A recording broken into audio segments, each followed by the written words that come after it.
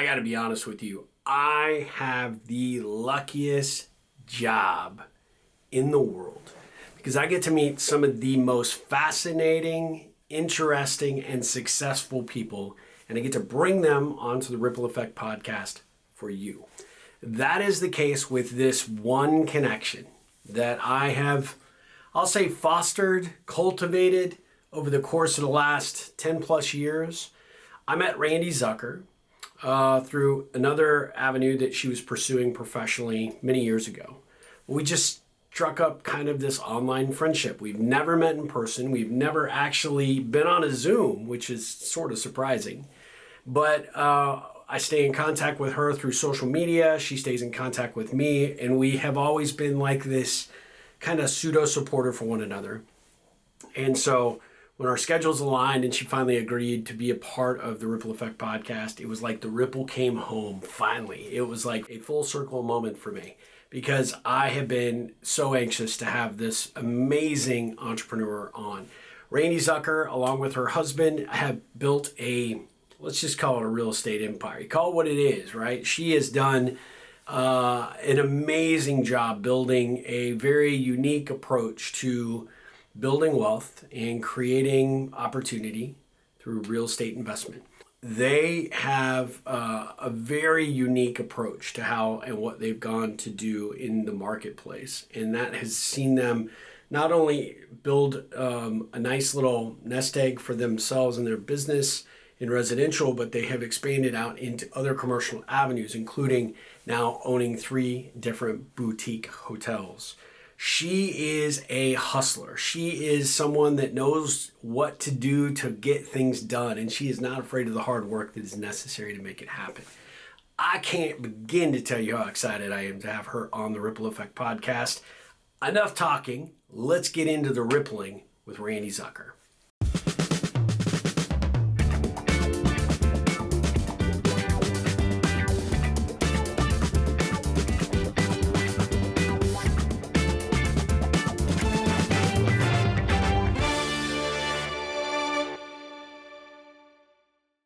Randi, welcome to the Ripple Effect podcast. How are you doing? I'm doing great today. How are you on this Friday the 13th? Yeah, we picked a real good day for this, right? Yeah, I love it. I'm doing great. Life is good and busy, and I can't believe we're already close to the end of the year. By the time this comes out, it'll be in January, but we'll have gone through the holidays and all the craziness. But are you ready for, what's about to come over the next few weeks? Yeah, so you know what's funny? I work over the holidays because I find that everybody is on vacation. And that's when I look up properties that maybe Yep. have been on the market for a while or they just get listed.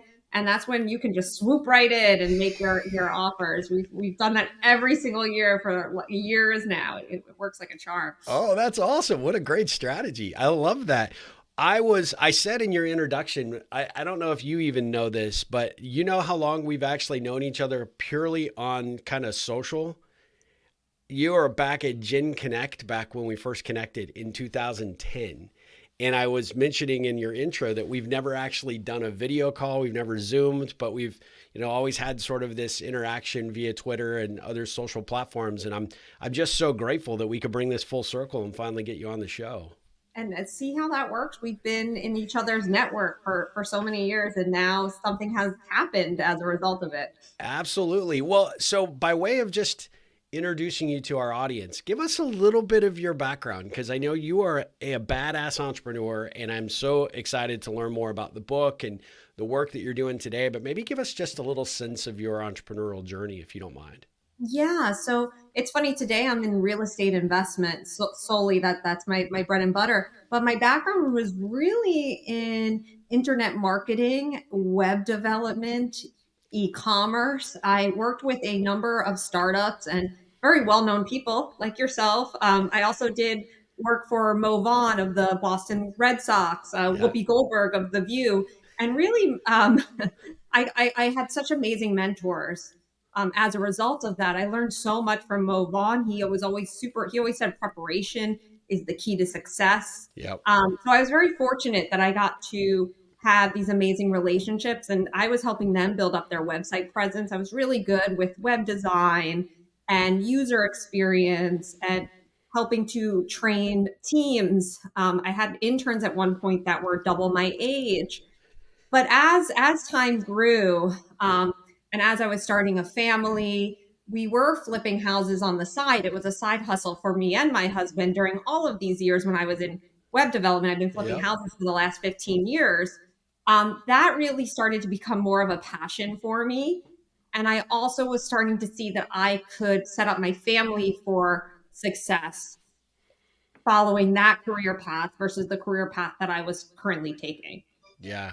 Uh, what was it about real estate that really piqued your interest? Well, I mean, you guys were doing it as a side hustle, so was there something that sort of encouraged you to try that initially, and then all of a sudden you could like figure out, hey, I can make a full time living out of this? Yeah, my son was diagnosed with autism Oh, uh, 5 years ago, and that made me really have to focus on a family plan where I was setting my children up for success, not just now, but yeah, trying to envision what my child might grow up to be, and that sure. I might have to be responsible for setting him up and setting my other child up for success and be taken care of. So that really made me focus on how should I be spending my time? What's going to make the greatest impact? And what do I enjoy doing? And that's really how my husband and I both decided to focus full throttle. We were made a great team personally and professionally. So now we work together in real estate investing. And today, fast forward, it's been 12 years. We've flipped over 100 homes. We own 3 hotels, and we have a portfolio of real estate investments, a network wide of investors, of real estate brokers, of contractors, of property managers that we work with, and we really developed a thriving career from this. And I will be able to say I'm going to leave my family with legacy wealth. I love that. Is the approach that you take today vastly different from when you guys started, or and just on a larger scale, or what have you learned that you apply now that has really kind of 10x the business? Yeah, a couple of things. So I love the idea of the ripple effect because just like throwing that stone and seeing the ripple. Yep. So I can give you an example. So today we're being presented with this huge disposition of about 200 single family houses that we would have to buy as a package deal in order to win Oh this wow. bid. Okay. We would never have been able to purchase that kind of portfolio when we first started out. Even if we had the money to do it, let's just say we did Yeah. have the money to do it, we would not have had all the teams available.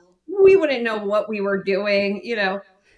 So really all of the problems that we had encountered over the years have made us way better equipped to take on basically like any challenge now doesn't phase us, and we've become really excellent problem solvers, and the having the right people connections to be able to now take on big projects.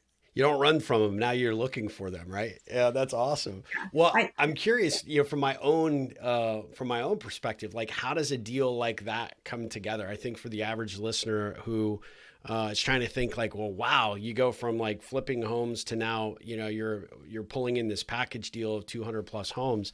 How does something like that work? Like, is this like, give us a little sense of what that kind of deal looks like in terms of the approach and how it came about, and then how do you frame that for your own business? Yeah, and it's funny, it is like serendipitous. It's a lot to do with your network, Yep.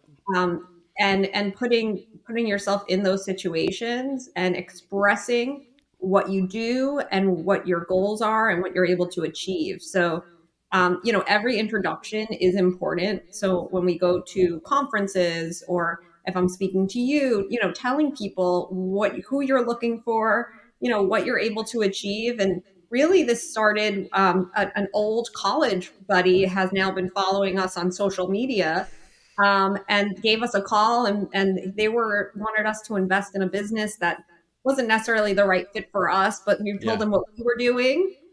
And so it's okay to say no to people too if they're asking you for something, but Yep. then be very clear and direct of what you're doing. And then he was like, "Well, I have a great guy that works at a bank. You should talk to him." And we've been, we built up this relationship with him, and now when he has a large portfolio that's not, performing well for the banks. They want to try to take it off of their books. Sure, So sure. we're the first people that he'll call to present it to. Um, and also just once you do a deal and you build trust with somebody, so if you are interested in getting into like the real estate business or any business, and you meet somebody who can help open the door for you, you do have to perform. So if Yeah, somebody is offering me like a house and I say I'm going to buy this house from you, you better get to that closing table, or yeah. that relationship is done. And you really have to, cultivate those relationships. I love that. I mean, that is, I think, really insightful for people to really recognize. I love your framework of, hey, there's no bad introduction, right? Everything could potentially lead to an opportunity. And so many people kind of throw the baby out with the bathwater when they're meeting people and not recognizing, hey, it may not be an immediate, obvious opportunity today, but look where it might go in the future. I mean, you and I are kind of case in point of that, how we're on this call and how it took 14 years for it to actually happen. But things do have a way of working out if you stick with it and you're committed to, putting in your part for, increasing the odds of the perfect timing coming, right? Yeah. I love that perspective.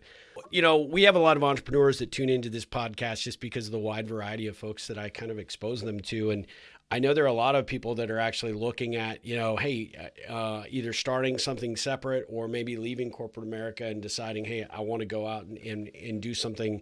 Real estate provides kind of a very unique vehicle to do that. Can you give our audience some sense of, I for one think it would be super complicated, and it may not necessarily be as complicated as I make it out into my own head, but give us a sense of how someone might get started in that business and is it as intimidating as it seems?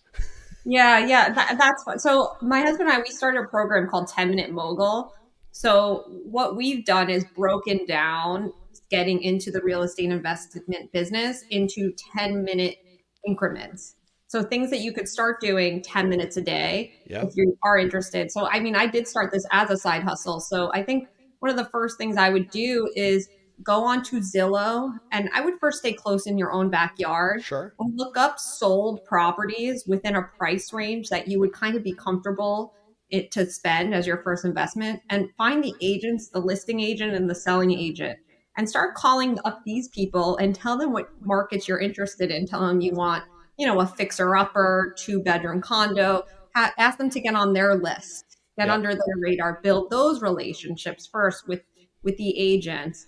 I would also even Google wholesalers. I don't know if people know what wholesaling means, but Yep. but these are people who usually buy. It's usually distressed properties. There's usually a story behind it. Yep. But you could literally Google them or join Facebook groups, and also start making those calls. Get on these people's lists, and don't be afraid to ask a lot of questions. There's no stupid questions Yeah. that you can ask these people. And once you start getting on these lists, I would just open your email box every day for 10 minutes a day. And you'll start understanding the market. And then when you see something that looks underpriced, you will kind of, now have a sense after you've been studying the Yeah. market to see that something is a good deal. I love that. In preparation for today's conversation, I was actually having some beers with some guys last night and was talking to one of them who has a really good friend from college that has, he said, completely transformed his entire career looking at real estate opportunities. And he said, it's amazing to see this guy that was punching a clock for so many years, hated his job, got into this, was dabbling just a little bit, had some success flipping a home, then, turned that profit into down payment for the next, and then it just kind of snowballed from there. And it was ironic because he said that he had just literally talked to this guy about a week and a half, 2 weeks ago, and he said he had about 20 properties in play and was just, he said, I'm busier than I've ever been, but I'm happier because I control my day and I do things in the way that I want to do them. And he said he seemed like, he was like, Steve, this guy is just a high stress, really, he's a go-getter, but he's always like stressed out all the time. And he's always, was always wigging out over something. And he said, I've never seen him so calm and so, confident in what he's doing and how he's doing it. And he said, he's truly happy. So Yeah. I think that's it's a testament to what you're talking about. That type of business, once you get an understanding of how you can sort of craft that to make it work for you, there's, the sky's the limit, right? Yeah, I like to think that I have like the best career in the world, but also the worst job. Um, because when you become an entrepreneur or you're at the top of something, you're really just the go-to person that people turn to for their problems. Sure. So you're the problem solver all day long. And that used to really stress me out as I was Yeah. growing. When I opened my when I opened my second hotel, it was bigger than the first one I had, and there were so many problems every single day. Like the guest didn't pay, this toilet just broke, like so many little problems that I had to keep facing, and it was Sure. starting to really affect me personally and professionally. And then I thought to myself, "Hey, we're hitting these problems because I just took a leap in my business. These are new challenges that we haven't faced because I'm Yeah. growing." Yeah. And that mindset shift really changed my whole outlook and kept me really positive. And then once we also have these problems, we're constantly updating our playbooks. So my teams get better trained. We become more proactive and not reactive. So problems are a great thing, but you do become like the go-to problem solver all day long. I love that. How is it that you moved from the types of properties you were investing into to focus on purchasing three hotels and redoing them and now Yeah. running them? You're a mogul now, right? Yeah, With thank three? you. That's a really great question. I love flipping properties, but we weren't holding them. We were just, buying them, fixing them, selling them. Okay. And I had to do that because I needed, the cash flow. But it's not a passive income whatsoever. I only see the money hit my bank account after I sell it, Yeah. and then it's like it's gone again. So we were looking also for more passive investments. So once you kind of move into multifamily and you start holding it, or you move into hotels and you start holding them for 3 to 5 years, like you start to have a little more of a passive Yeah. monthly income coming in, and you don't have to rely on that next flip.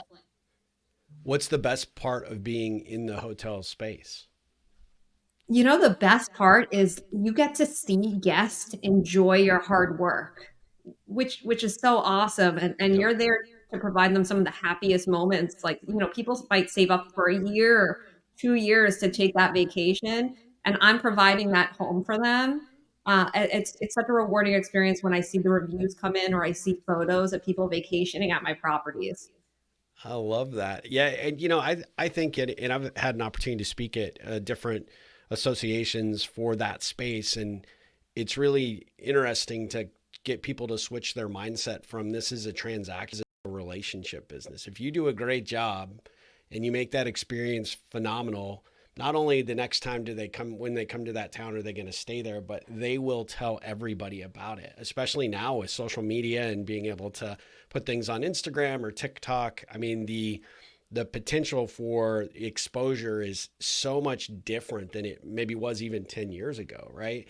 But it's all about creating that relationship experience for the guest and doing it in a way that encourages them to, not only realize how different this is from, any place else they stayed, but at the same time, have that motivation to want to come back and have that experience over and over and over again.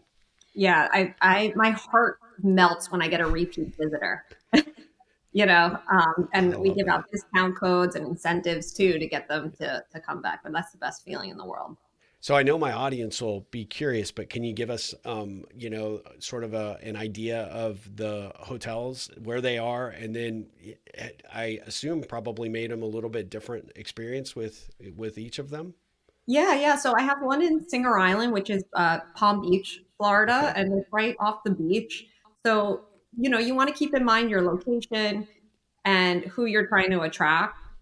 So it's more of a family friendly, calm, serene beach environment. And you want to have amenities that also support that. So, like, we give away beach balls and water bottles so people could bring to the beach. We have coolers, so amenities are important and it has to complement your guests. Sure.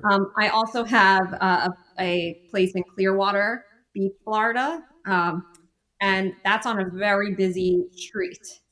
So we're really catering a lot to passerbyers. We get a lot of walk-ups, a lot of one-day reservations. So we might have smaller rooms to accommodate more people. We have a lot of single beds and not double beds because we're not actually targeting the families here. We're targeting Mhm. maybe somebody who's here on business or a truck driver that wants a really comfortable place to stay. And then we are opening up in North Carolina, Maggie Valley, North Carolina, near Asheville. And that's a totally different experience and a different clientele. It's going to be more family oriented, but you need to research your markets. So a lot of motorists go there as well. A lot of arts festivals happen in the area. So it's a combination of location and the events and the attractions and who you're looking to target. I love that. And so you've got the three. This third one opening soon. Is the plan to continue to expand that portfolio and buy Absolutely, more? yes. Yeah.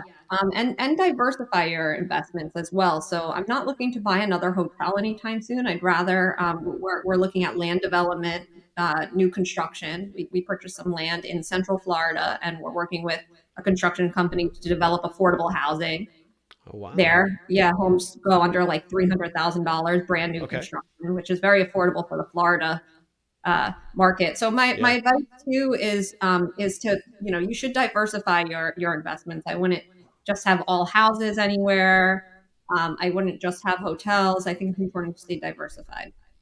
What do you think is like, based on your expert opinion, what's the next big thing for real estate as we come into, there's a new administration coming in, there, I think you see it right now, the markets are really rebounding pretty nicely. I think the economy is starting to feel like it's coming back. So what are you seeing on the trends that are, that you're paying attention to relative to real estate for 25 and 26?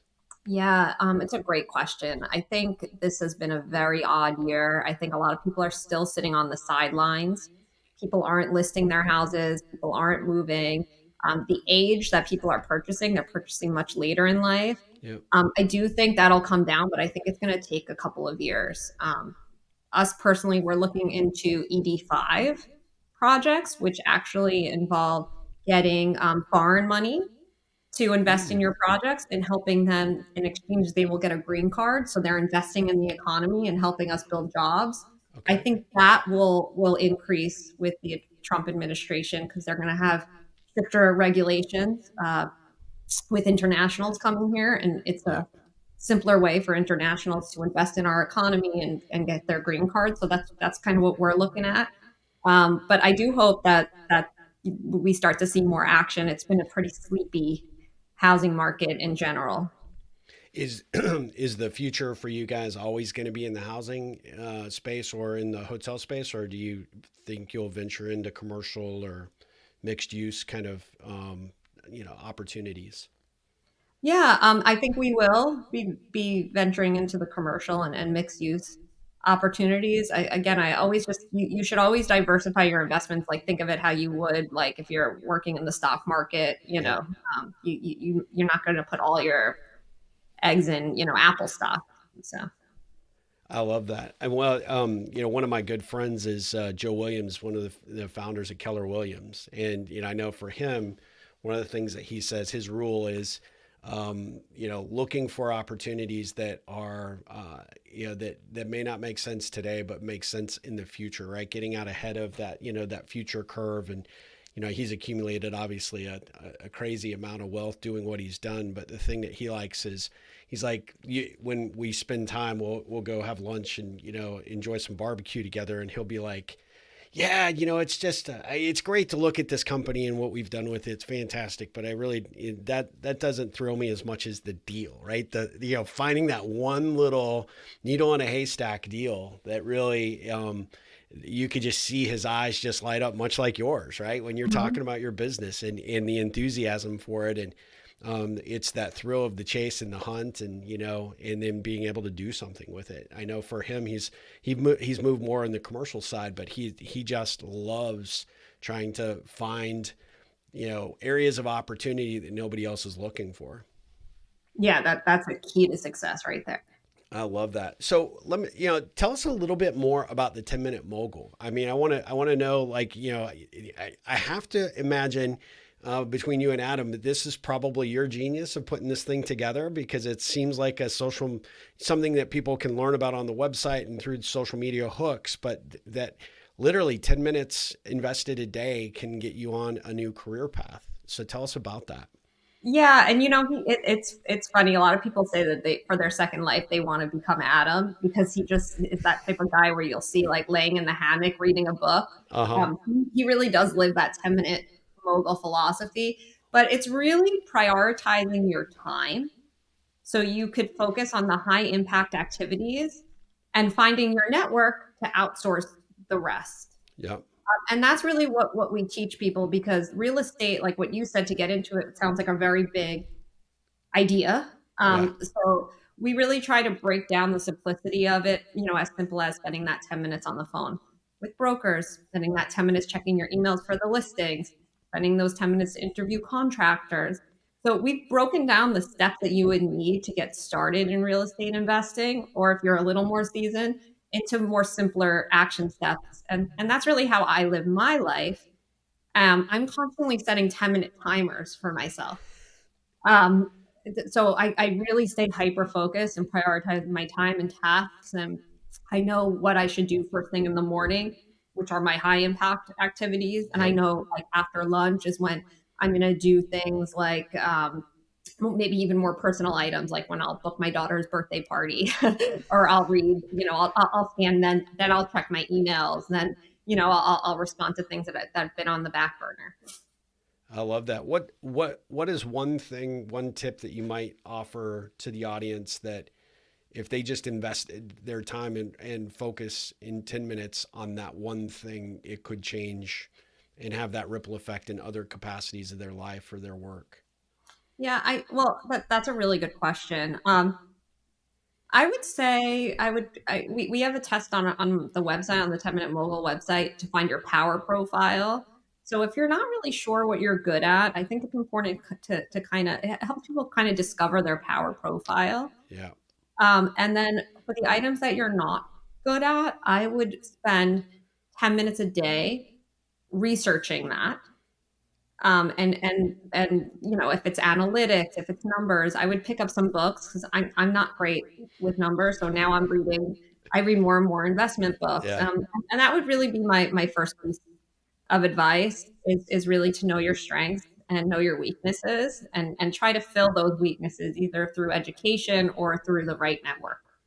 I think what I love about that is you may not necessarily have a specific skill set or experience, but you've gone out and educated yourself. You don't wait for things to just materialize, but you've spent the time to put that investment towards educating yourself so that you know how to navigate that. Like you said, maybe the numbers or the financial aspects may not be the strength, and I know it wouldn't be for me, but in order to get comfortable and understand it, you have to know that business like the inside of your hand. So, figuring out how to educate yourself, waiting for, not waiting for things to just materialize and happen, but literally being able to anticipate what needs to take place and ultimately how to avoid some of those pitfalls and problems that you might experience and maximize some of the opportunities that are before you. Exactly. And I'm not saying this like I would ever do my own accounting and to, Yeah. read a book about accounting, but that's how I've been able to over the years find the best accountant for us because at least I had enough knowledge to sniff out, the good people versus, the not so good ones. Yeah. I love that. I love that. What do you think I could talk to you all day, but I want to be respectful of your time. The thing that I've got a couple of burning questions, some ripple questions, but the one that I want to ask you just, to get your kind of take on this is we get a lot of women that are fans of the show and a lot of them that want to be entrepreneurs, but they're really not sure how to, get that thing going. And real estate to me sounds like an opportunity for them to, to maybe explore that. What's one suggestion or book that you might recommend that they, either a course or a book other than, just the 10-minute mogul, which we're going to put a link up so that everybody, make sure to sign up and get that. But is there anything that you'd recommend that they try as kind of that next step, Yeah, just to I would explore? I would go on to like local meetup groups and I would Okay. go local meetup groups, local conferences, your local Facebook groups have Sure. real estate groups in them. And I would go from there and just try to meet some partners, try to build your own network. And I'm sure at first this network's not going to be great, but it'll get you going. Yeah. Your first partner might not be the best one, but it'll get you going. Well, and based on your experience, I mean, I know one of the hesitancies that I think a lot of our audience might have about looking at this as an avenue to explore is you got to think you got to have big, stacks of cash, lots of capital in order to make that, that leap into the real estate space. Is that true, or is it, are there programs or opportunities out there to be able to get yourself going without, consuming like your entire retirement portfolio to get going? So this is a whole other podcast episode. You don't need money to invest in real estate. There are so many ways. We have this guy, Johnny Jepson. He has bought like hundreds of houses, not putting any money into it. He talks direct to the sellers and tries to get to the root reason why somebody is selling. Yeah. It could be something as like really they have like a $40,000 medical bill due, and they just don't have it. So like he's the type of person that'll be like, okay, I'll give you $40,000. He'll pull it out of his credit card, um, and give that person the money, and he takes over the house and lets the person still live there but pays rent. So there's so many Yeah. creative strategies. What's important is finding the deal. So what your friend says at Keller Williams, Yeah. they were Yep. at Keller Yep. Williams. It's if you have a good deal, the money will follow. You could start forming those relationships with banks and mortgage brokers, and there's also a lot of private money lenders that they might want 10% interest rates. So if the numbers make sense, though, you could also tap into private money lenders, and you could also join Facebook groups. There's tons of private money Facebook groups as well that can help get you through the door. I mean, the underlying theme here for everybody that's watching or going to hear this on the podcast platforms that Randy is giving is build your network, build those relationships, create those positive ripples because they will come back and pay off dividends. But you got to invest your time and energy in, not only educating yourself, but putting yourself in these environments where you can find these collaborators and potential partners. I love that. I love that. Randy, I'm going to shift to a few more Ripple connection questions just to give people a sense of who you are. What did the 7-year-old Randy want to be when she grew up? I always wanted to be a journalist. Um, Really? Okay. yeah, I liked writing a lot, and I liked broadcast journalism, but it taught me to find facts and how to communicate. I love that. Do you still like do you scratch that itch at all these days with what you do or no? No, not as much. I mean, I get to write when I write my like website copy and audience development. That's when I Yep. find and playbooks. I write a lot of I call them playbooks, our standard operating I love procedures. it. How did you get into the web business when you first got into that? What was it about that really attracted you to help companies and work with some like you mentioned some very well known people? Yeah, that's funny. I was an intern at Women's Health Magazine in New York City. And I remember somebody was like, "Yeah, we need somebody to move into like this department." And I was like, okay, I know like enough about websites. I was young back then. I was familiar with it. So they like moved me into that department.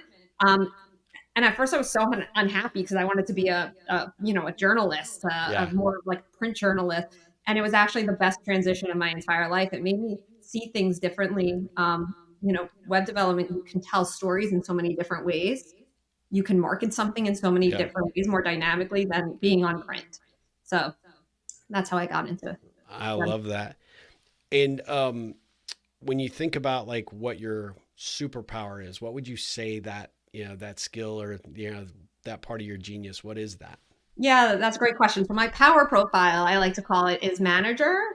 I'm good at taking complex situations and teams and delegating and coming up with the right systems. Love that. You mentioned earlier, you really, it really warms your heart to see the reviews that you get from the hotels when they come in. What's the best thing someone that stayed at one of your properties or done a deal with you or has just, been a colleague or a good friend? What would be the best thing you could hear somebody say about you and your work? Yeah. This is actually a huge ripple effect. When we opened our second hotel and it was becoming pretty overwhelming to self manage, we found a property manager, and she agreed to take us on. She had like her own team, and I could kind of see right away. I actually compare a network to like watering a plant, Hmm. and you can then see it grow, and then it gives you oxygen in return. So I was seeing reaping those benefits from her. We had hired her, and operations started to run way more smoothly. But she, as a result, she really wanted to buy her next hotel. So we actually then bought this third hotel with her, Oh, that's awesome. as a partnership.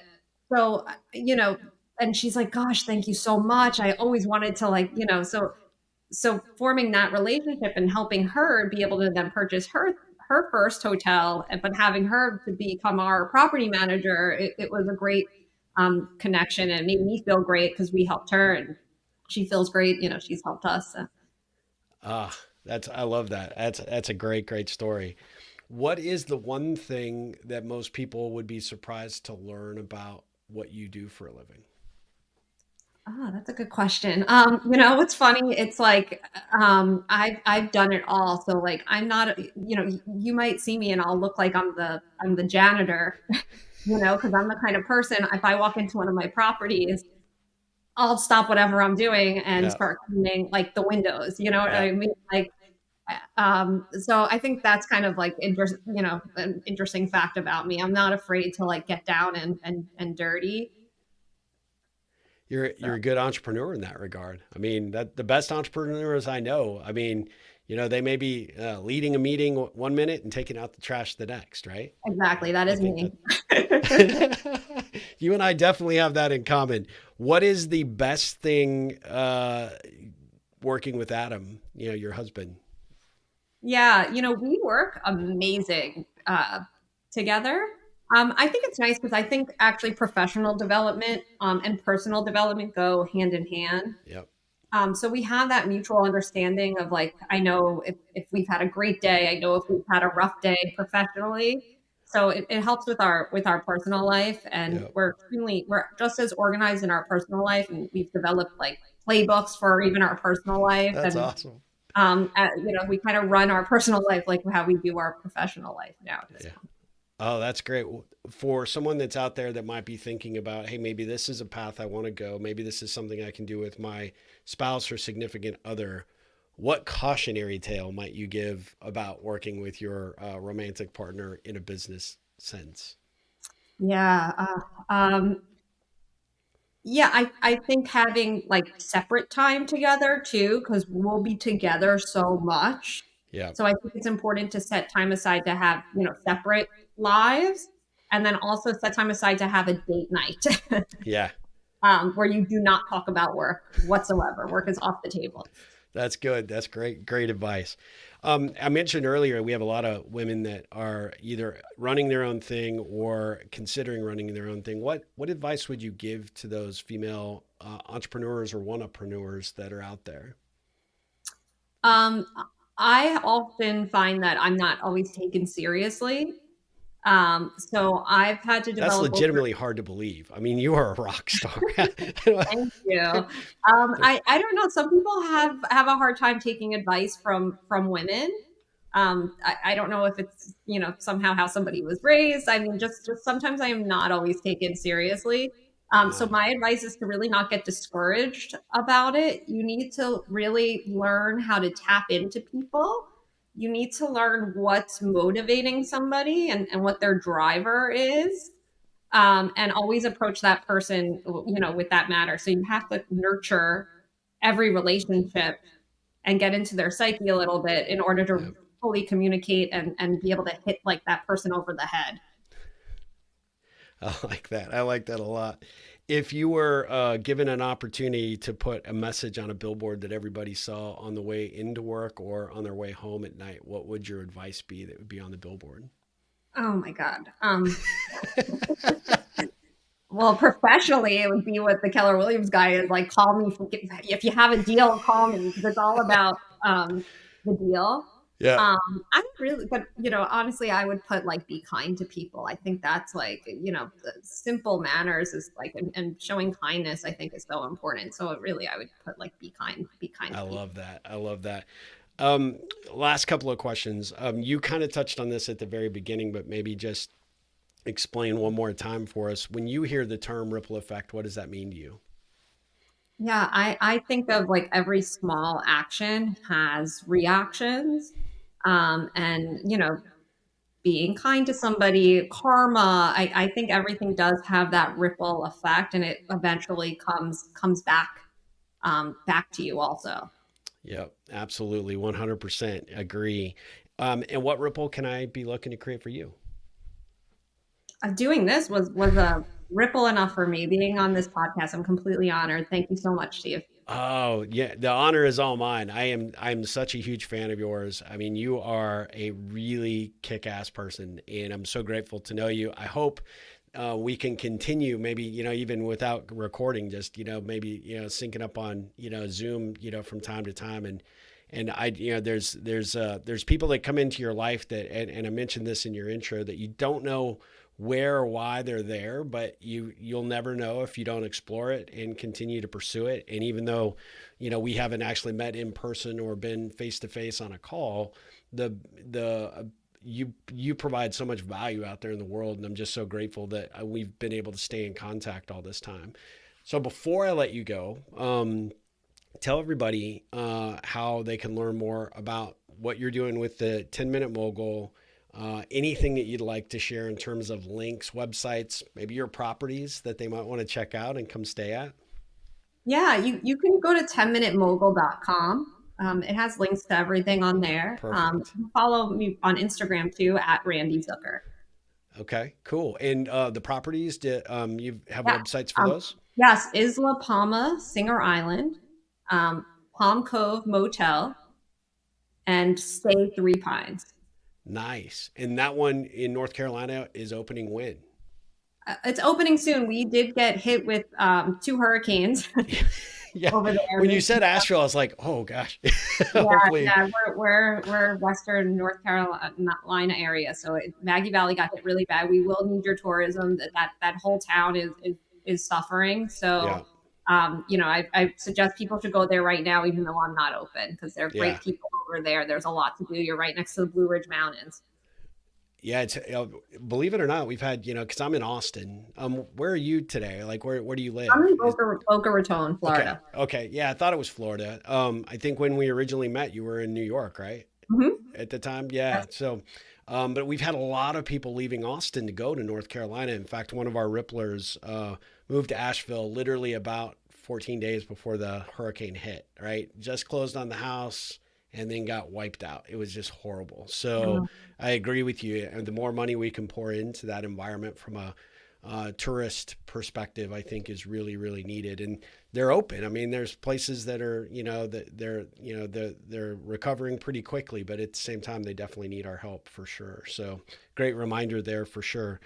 Well, I am so grateful for the time today. I can't wait for our next conversation, but thank you so much for being a part of this. And, Yes, thank you. you continue to inspire and motivate, and you are inspiring me to definitely want to maybe dip my toe in the real estate water. So I will Give me let a you know call. how I'm here this anytime starts to for evolve. advice. What's Yeah, that? if you need any advice, you can call me on speed dial. I greatly, greatly appreciate that so much. Well, guys, we'll be back again with another episode of the Ripple Effect podcast. But until then, Randy, ripple on.